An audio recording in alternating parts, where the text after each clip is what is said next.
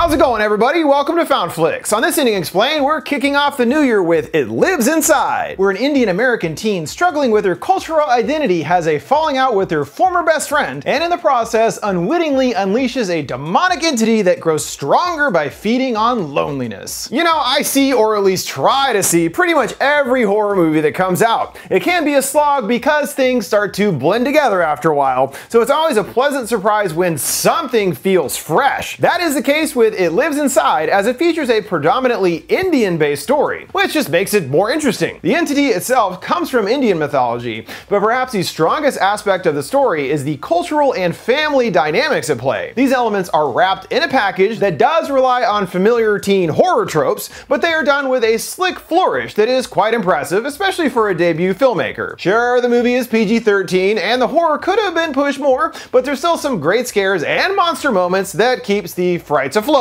So let's check out It Lives Inside, breaking down the story, the important cultural themes at play, everything we learned about the Pishash entity, and explaining the ending. We first are given a taste of just how dangerous a mysterious jar and its contents are, passing through a house and immediately noticing large bloody claw marks on the wall. We float down the hall, hearing yelling on the other side. In another red-hued room, there's a book on the ground with its words obscured. It's followed by a smoldering young man there, with fire almost dancing within his body and consuming it from within. Finally, there's an ordinary looking jar with some dark substance contained within. Whatever is inside appears to have been trapped again, but it cost the guy his life in the process. We move on to meet teenager Sam, who is struggling with where she fits in with others. She shaves her arm hair listening to moody music. She plasters a smile on to take a selfie and scrolls through the filters, unsatisfied with each one. Sam's particular difficulties are brought further into focus when she talks with her more traditional mom. She insists on speaking in Hindi, while Sam seems to prefer English. There's an important upcoming prasad, and Sam is supposed to help prepare the offering. She appears annoyed and disinterested in being involved, excusing that she's supposed to hang out with a friend instead. Her mom is steadfast that she has to do her part and will not ask her again. Sounds like a mom to me. While her mother is quite overbearing and wants her to really embrace her culture, her father is much more open to her just being herself. They discuss her failing her driving test. Well, third time's a charm, right? Anesh notes, but her mom can't help but point out this was the third time. Sam is running late and leaves in a hurry, even leaving her lunch behind. Her mom chasing after and wondering if her daughter will ever get herself together. Sam bikes to school where they analyze a book, and she definitely knows what she's talking about. No slacker here. Another floppy-haired boy, Russ, invites her to a party on Saturday, but Sam can't make it. Her mom will kill her if she missed Puja Day. Russ has no idea what that is, and she informs him that it's a yearly celebration for one of their gods, Durga, killing a demon. They're interrupted by another student, Tamira, clutching what looks like the same jar from the opening, and the girl appears quite haunted. Class concludes, and the teacher Joyce asks Sam to stay behind, asking about Tamira. They used to be close, we learn, but Sam seems uncomfortable even to discuss her. Joyce mentions that kids are always gossiping about her, and that she eats her lunch under the bleachers. Sam stays distant, and Joyce thinks that they need to look out for others, especially if they might be struggling to fit in. This hits a nerve with Sam, interjecting that she doesn't have that problem. And as for Tamira, she sneers that she's a big girl and can ask for help if she really needs it. Dang, pretty cold there, Sam. Despite what she just said, Sam is obviously trying desperately to fit in with the rest of her classmates. She did a whole ass homework assignment for Kitty, thanking her for helping her to get a passing grade. Then there's a slice of casual racism there to boot. She mentions that Russ asks if Sam speaks any other language, and she knows she speaks Hindu. Hindi, Sam corrects. Kitty asks her to say she's her friend in Hindi, and delightedly records it on her phone, not understanding at all why this would be even a little problematic, just naive really. They spot Tamira shuffling under the bleachers. She stares right at them somberly, and they decide it's time to go. Later, poor Tamira wanders the streets all alone, holding the jar, and blood drips from her backpack. She keeps walking through the pouring rain, mumbling to herself with the same slow, deliberate pace. She enters a house appearing disturbed. She falls to her knees and places the jar on the ground with unsteady hands. She screws off the lid, continuing to chant in Hindi. She digs in her backpack, pulling out a hunk of mystery meat, and quickly stuffs it in the jar before sealing it back up. She turns back to the jar and cautiously picks it back up. It appears that the offering was unsuccessful, seeing the glass crack in the jar. A creature growls from within and she screams, being brought back to the red room. She's then transported to the white walls of a locker room at school. Tamira is now in even more of a daze, hovering through the room with a loud electrical buzz. Kitty discusses with Sam about how they are all supposed to grow up to be their mothers, but Sam refuses to accept this. She doesn't want to be like her mother. She's just too afraid of everything. Tamira appears and Kitty leaves them to talk. She calls her Samita and she quickly corrects that it's Sam now. Even that showing how she is changing herself to fit in better. Tamira is desperate, saying that she needs her help and she just has to believe her. Sam notices that she's looking quite tired. How long has it been since she slept? Tamira asks to promise to believe her. Kasam? Sam weakly responds. She steps closer, explaining that there's something in the jar. She can't see it, but it lives inside. Sound the alarms, we've got a title line, people!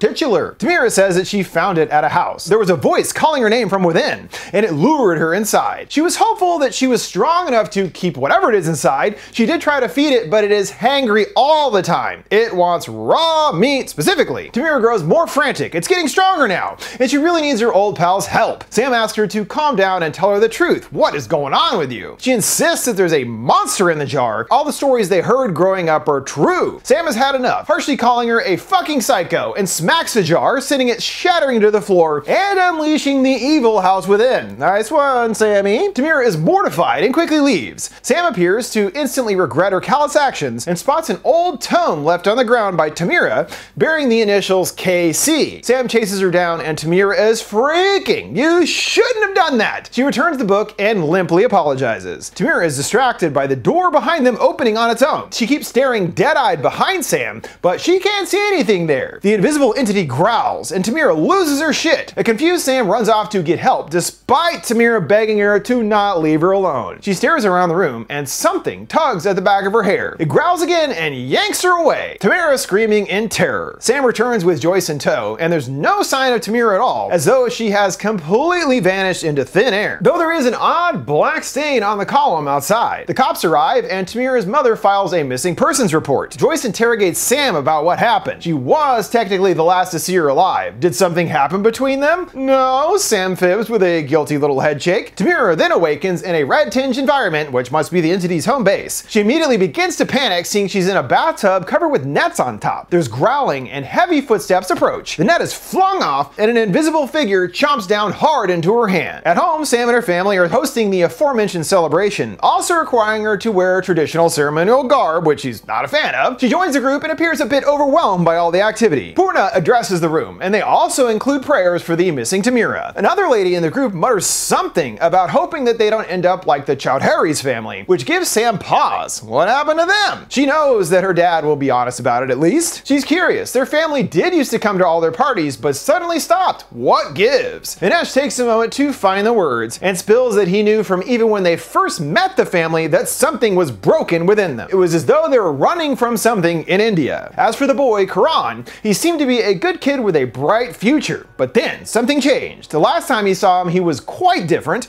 talking to something that wasn't there. Sure sounds familiar. Sam rushes back to her room and grabs the book and realizes that based on the initials, it must have belonged to Karan. Mom comes in to scold her for not being with the others, but Sam isn't interested, saying she's gotta go now. Purna tries to stop her, but the laid back as usual Inesh tells her it's fine to go. Just give her some space, you know? She bikes to the school gym and cracks open the book. Many of the pages are all worn away until she comes to what looks like fresher drawings depicting ghosts coming out of doors and a scary looking monster guy. There's more ghosts or spirits coming out of the jar along with a face with fiery eyes and someone sat beneath. On another page she reads to trap it within a vessel, and in yet another page is completely covered in the number 7. She does a quick Google search and finds that it could relate to the 7 chakras. She gets a text from Russ asking about the party, but before she can answer, when she turns her phone, there's a pair of beady glowing eyes in the reflection. Yet when she spins back, there is nothing there.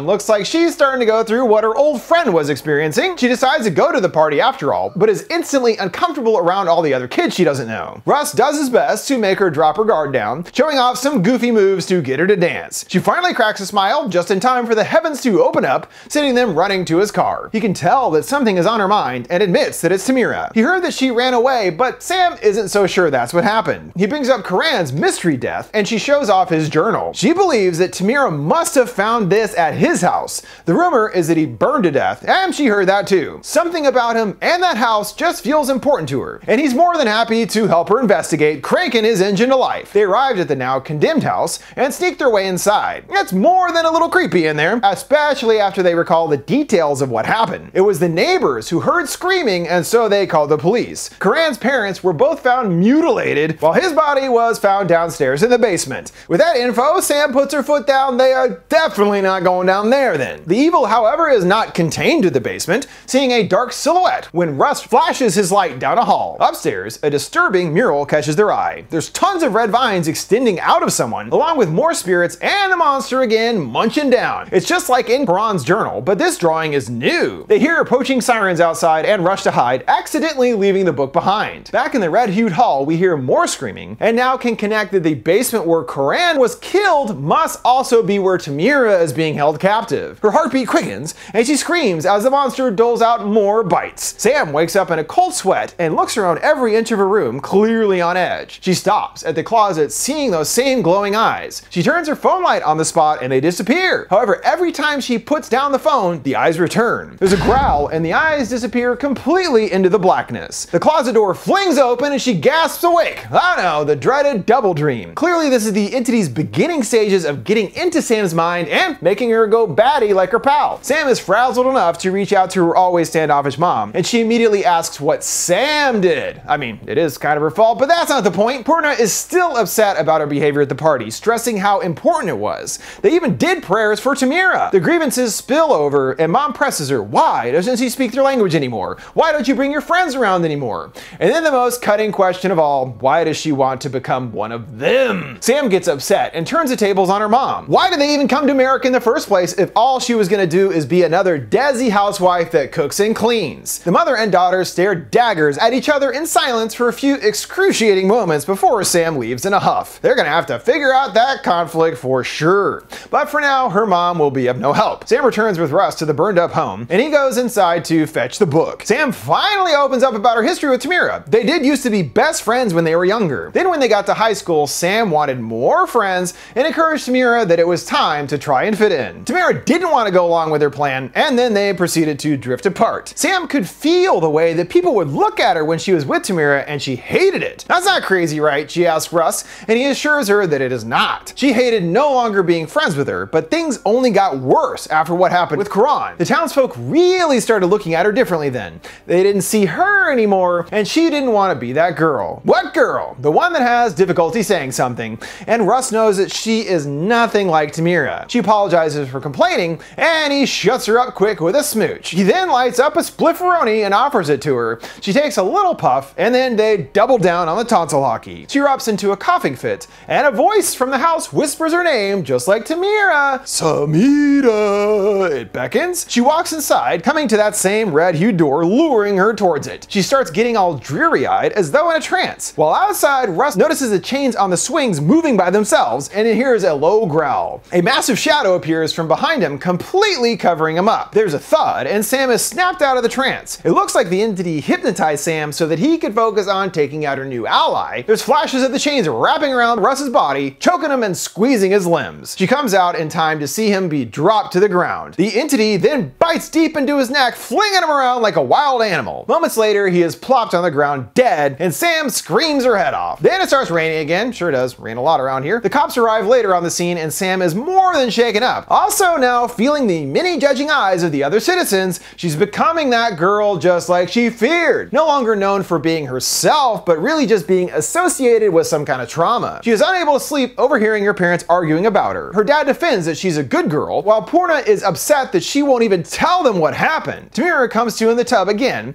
and makes a valiant but short-lived escape attempt. She crawls out onto the floor and rummages around for a weapon, finding some kind of mace. She looks up the stairs and the door looks so tantalizingly close, now also knowing for sure that she must be in Karan's basement. She makes a break for it, and about halfway up, a creature's arm emerges, grabbing her leg and drags her back to her prison. Tensions are high between the family. Sam is concerned that they don't understand, but mom just wants her to open up, and at this point believes that her daughter truly hates them. Sam is greeted by another sleepless night and hears what sounds like her mother crying in another room. She finds her facing away at a table, hearing flies buzzing around. "Shame," is all she says, and begins to repeat the word. Sam looks to the fridge, seeing it all rotting and filled with flies. Mom starts writhing, and her body begins to twist and contort into unnatural shapes. She crawls on all fours, stalking towards Sam. She climbs right onto the coffee table, her limbs twisting all over the place. Sam crawls away, with the creature not far behind. She struggles to get the door open, and her mother leaps upon her. She then wakes up screaming bloody murder, and it's really looking like that entity is starting to get deeper into its latest victim's mind. With nowhere else to turn, she reaches out to Joyce, who's worried about her after what happened with Russ. The cops believe that it was an animal that killed him, but Sam knows it was definitely something else. She struggles to not sound crazy when she recounts the past few days, but Joyce stays open-minded. She just wants to help. Sam shows off the mural from Coran's place, and Joyce promises to look into it. She knows all about how it feels when it seems like no one is listening, and her voice gets distorted and strange, muffling away. Sam eyes something, noticing a looming shadow on the lockers, definitely looking like some kind of monster guy. Joyce brings her back to reality, and the thing appears right behind her, leaving Joyce even more confused. She peers behind her and stares down the long, empty hallway. She reaches out a hand and grasps at the air, but nothing. Even after their troubling encounter, Joyce still looks into the painting, and what she discovers certainly fits the bill with what Sam has been experiencing. It's a particular demonic entity that feeds on negative energy called a Pishash. It's a flesh eater and devourer of souls. It must be trapped in a vessel or container of some kind and kept there. Even people can act as vessels, but anything could potentially work. And of course, she broke the jar, unleashing the entity. Joyce tries to theorize that maybe hearing these stories as a kid and everything going on recently has affected her, but Sam disagrees, cutting her off and saying she has to go. Joyce insists on lending a hand, and Sam relents to let her drop by the house. Well, fine. She comes to her mom praying. Things still a bit tense between them. But they have a breakthrough moment when Purna sees her daughter clearly looking unwell. She begins to sob, and Purna gives her a big motherly embrace. They sit down, and Sam wants to tell her the truth, but is still worried that she won't believe her. Mom wants to try at least, and pleads in English to please talk to her, really making an effort there in her own way. She brings up the stories of the Pishash that her aunties told her as children, and Mom knows exactly what she's talking about. The idea behind it is to never go to sleep with a bad feeling in your heart, because there is a dark thing that feeds on those negative feelings, like anger, hatred, or loneliness. It feeds by, as she says, tenderizing the soul by attacking your sanity, by isolating you from those who love you, and if anyone tries to help you, it will hurt them. Well, again, that is obviously exactly what Sam has been going through, losing Russ, who was trying to help and everything. Speaking of, we drop in with Joyce still at school, and next up for the chopping block. Sam knows the story sounds crazy, but it's true, and details how it all started with Quran and then Tamira finding the jar. There is some hope, as according to her mother, the entity doesn't kill you right away. It slowly feeds off of you over time until it's ready to consume your whole soul. Knowing that Tamira has been gone since Thursday, and remembering that page covered in sevens, it must mean that it takes 7 days. Knowing Tamira is going to die tonight, Sam is compelled to do something, but Purna warns that she can't do it by herself. You won't come back alive, and your soul will be burned from within until there's nothing left. Obviously, what happened to Coran as seen at the beginning. Mom has an idea though. In order to summon the dark spirit, they must make an offering. Even though they don't have any meat in the house, they can offer what they can. Meanwhile, Joyce steadies herself in the mirror. She flips a light switch, hearing weird gurgling noises. She flips it again, and there's a much louder, distinct growl. The mirror becomes cloudy, accompanied by whispering voices. She keeps flipping the switch and then laughs to herself, as though she's just spooking herself up. She flips the lights one more time, and a dark figure is there. She freaks and flees from the room. Joyce catches her breath in another long corridor, and the lights start turning on from the other side, indicating something is coming towards her. They get closer and closer, and Joyce winces, waiting for an attack. Nothing happens at first until she's grabbed and pulled across the floor. There's more voices, and she's launched into a trophy case. The girls work together to put together a feast and get Sam donned in her ceremonial garb and henna. Joyce cowers in a corner with nowhere to go. A monstrous shadow enters the room, and Joyce escapes, taking refuge in a locker. Hearing the creature approaching, it pounds and angrily rattles the door. Sam figures out that Coran must have trapped the entity before he died, meaning he figured out how to trap it. They flip back through the pages, and Mom recognizes a prayer. She starts to recite it, and Sam joins in thanks to help with the pronunciation. Joyce feebly crawls along the floor and attempts to call Sam to no answer. She makes it to a wall covered in black stuff, and the fly buzzing returns. Through a curtain nearby, the monstrous figure steps into frame. It reaches out its long clawed hand and begins walking towards her, snapping the ring's curtains one by one. The girls keep working through the prayer and see they have put together quite a tasty looking feast. The creature growls, now seeing its footprints making its way across the floor. Joyce is battered and down for the count, but still alive. At home, the mother and daughter wait to see if their efforts pay paid off, and Purna is feeling guilty. She lays the blame of everything on herself for leaving her family behind. They did their best, however, sending them money and helping whenever they could. Mom tenderly strokes Sam's henna and notes that it's strange seeing her like this. Without her phone, she jokes.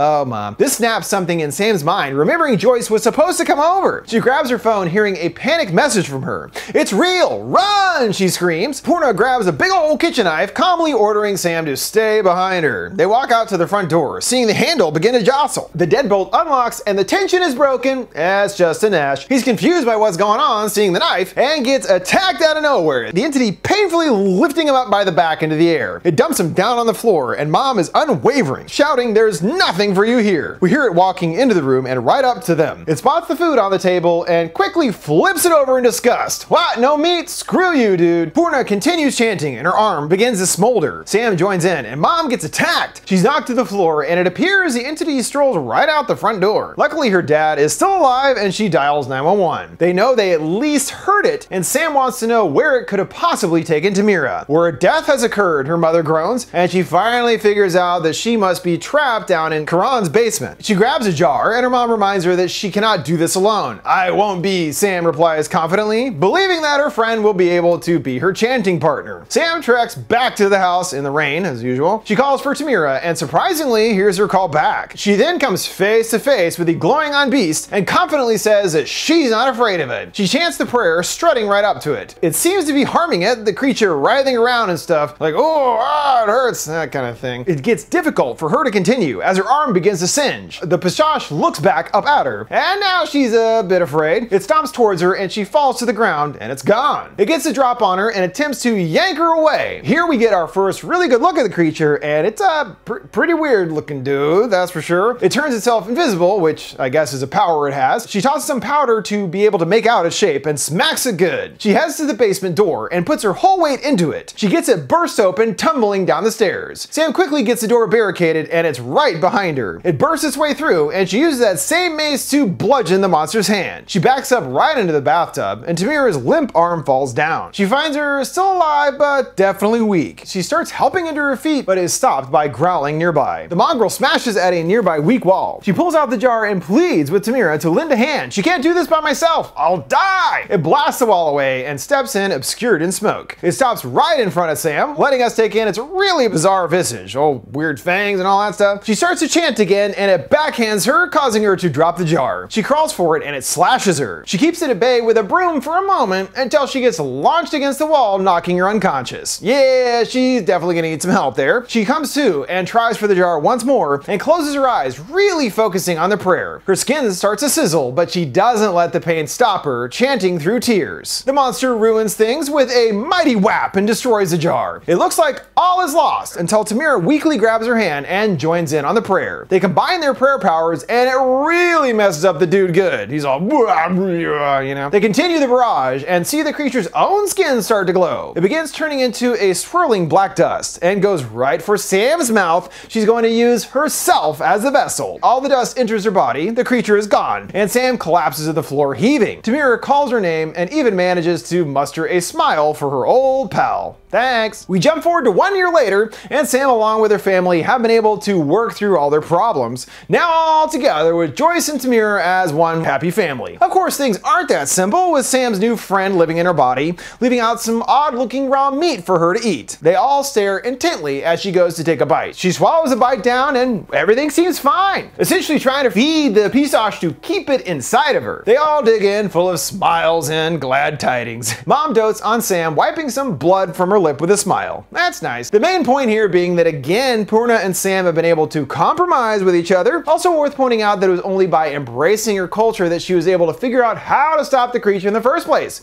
Can't turn your back completely, you know. After dinner, Tamira and Sam walk through the streets, discussing her gross new eating habits. Sam shrugs, you get used to it. She notices the henna on her hand and is impressed. It's all thanks to her mom teaching her naturally. Speaking of, she's got to get back to help her with prasad and puja. Tamira gives her a big hug, eternally grateful for the sacrifice Sam made for her. She is still worried, however, that it might get out, and Sam promises that they won't let it ever. Kasam, she asks? Kasam, Sam assures her proudly. They leave each other with plans to see each other again tomorrow, indicating that they have rekindled their friendship. Yet things don't seem so hunky-dory. Sam suddenly looks perplexed, as though something isn't sitting right. She sheds a tear, and the story concludes. The idea is that as long as she continues her close relationship with her family and friends, she should be okay. Just gotta be careful of that pesky loneliness stuff. I'm not so sure though, as the Pichosh has obviously been around for quite some time. How did it come into contact with Charon and his family? It obviously spreads very easily. The point being, it's a powerful entity and doesn't take too kindly in being trapped. I think the tear at the end is that unfortunately Sam is already hiding what's really going on. It makes sense that she would present the A-OK scenario to her family, but this makes it seem like it's just a front. She doesn't want to worry them, and in particular Tamira, so she pretends things are fine. It's understandable why she would do this, but ultimately this is what caused the problem in the first place. That's why I think it is only a matter of time before the demon is freed from its prison once more. That brings us to the conclusion of this ending explained for It Lives Inside. But don't forget, before we go,